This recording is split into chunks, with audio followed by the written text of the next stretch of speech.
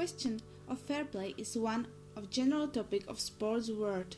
Effort to ensure equal conditions for all athletes led to invention of Paralympic Games, doping commissions, and what is the most important for our topic, 2 rules for attending women's competition.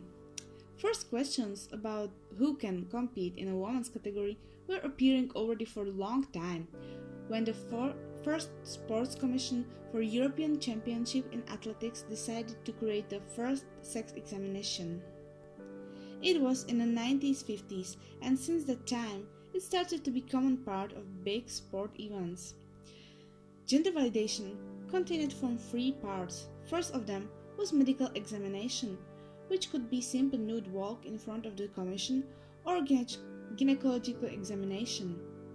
Second was chromosomal testing for presence of Y chromosome. And the last one was measuring level of androgens, especially testosterone, in the blood. For all the time, gender testing was discussed as a radical and humiliating procedure. Therefore, Olympic Game Committee decided to refrain from mandatory screening of all women athletes. Nowadays, our test used just in special cases, and only examination is measuring the level of testosterone in the blood. Moreover, it is not called gender validation anymore, but the hyperandrogenism test. But in the last few decades, another problem appeared: how to involve people who are officially women but was born as a man to the high competitions. Especially in a women category, attendance of a transgender athletes raises a lot of questions. First rules for male to female athletes were set up in 2003. It took account if the gender change was completed before puberty or later. People who completed gender change after puberty need to be officially considered as a woman. They had to undergo gender change surgery and at least 2 years of hormonal treatment to be able to attend women's competition. In the year 2015, were these rules considered discriminating and was revised and changed. Now, can transgender athletes compete in a women category under only condition, which is that the level of testosterone is lower than 10 nanomole per liter. Poverty is the point of no return of physical changes that can give a significant advantage in high-performance sports.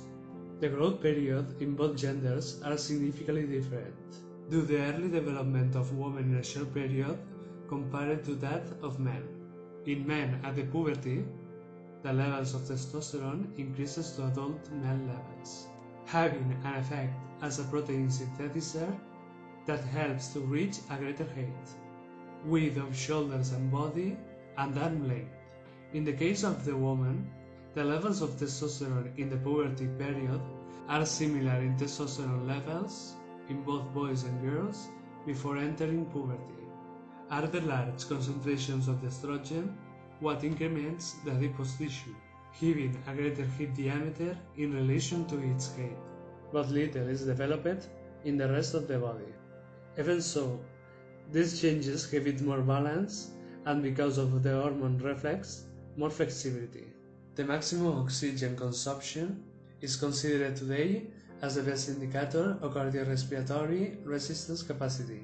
This capacity is more determined by genetic, training level, and biologic potential, contributing for the most part the size of the organs and the corporal mass. According to the studies, men have larger cardiac size and volume than women, resulting in increased cardiac output in exercise. Further, the concentrations of hemoglobin are higher than the woman, notably contributing at its greatest oxygen transport capacity.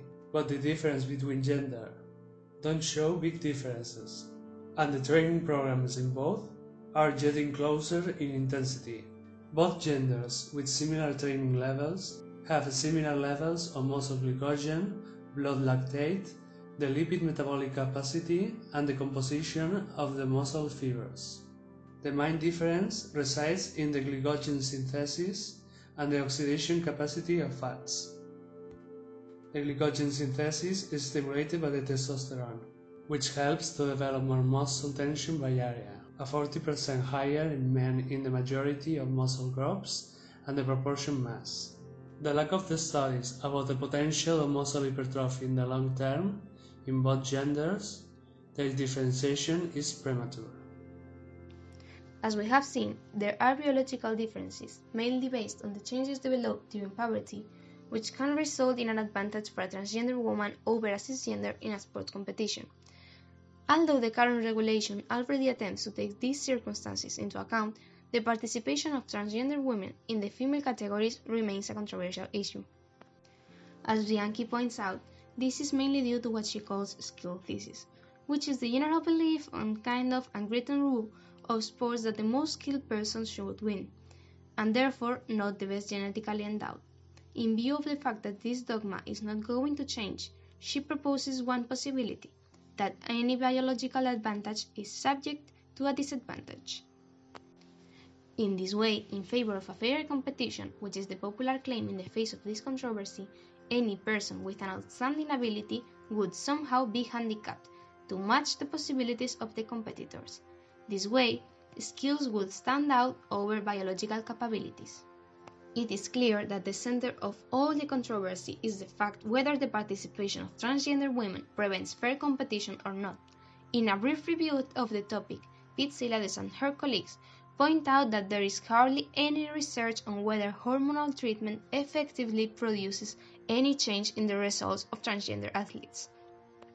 Just as it is clear that it produces changes in testosterone levels, muscle and lipid mass, and even blood oxygen transport, it is not so clear that it influences performance. Some small-scale studies suggest that despite physical changes produced by hormonal treatment, performance remains similar before and after treatment.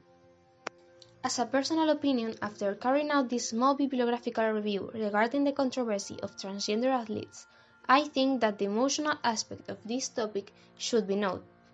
It is clear that it is a matter deeply marked on the emotional dice, which leads many people to defend a passionate and reasonable position.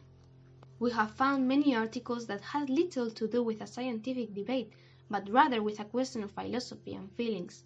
We believe that when it comes to seeking equality between people and creating an environment of fair and inclusive competition, we must not only get carried away by emotions, but also attend to some objective facts. In any case, what is clear is that there is still a long way to go in terms of research on the effects of hormonal treatments and sex reassignment. It is still very difficult to establish a line or norm that is valid for all and which allows a fair and inclusive competition.